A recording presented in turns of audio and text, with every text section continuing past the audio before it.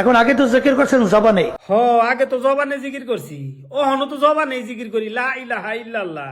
কে জিকিরের নিয়ম কি ঘুরছে নাহি? কোন নিয়মে জিকির করো না গো, একটু কয়ে দিন। এখন জিকির করবেন শ্বাসে।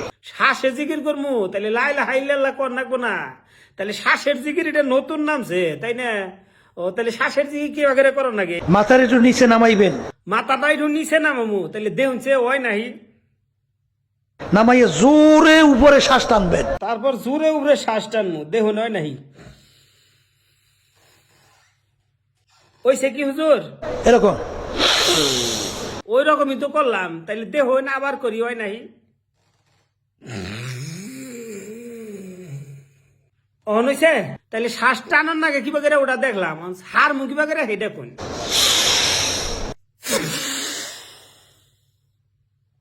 না হুজুর, এই জিকির আমি পারবো না। এই জিকির যদি আমি করি তাইলে মায়ের খান নাকবো, আমার অ্যালার্জি। অবা যদি করে ঠেলা দেই নাক দিয়ে বক বকে হিনিক বাইরবো, আর অবা কয়বারই করন যাবো। বেশিরভাগ করলে তো শরীরও দুর্বল হবো, শরীর দুর্বল হলে তখন কি করবো? যখন শরীর দুর্বল হয়ে আসবে তাহলে শরীর দুর্বল হয়ে আইলেও বুদ্ধি আছে, কি করবো তাইলে?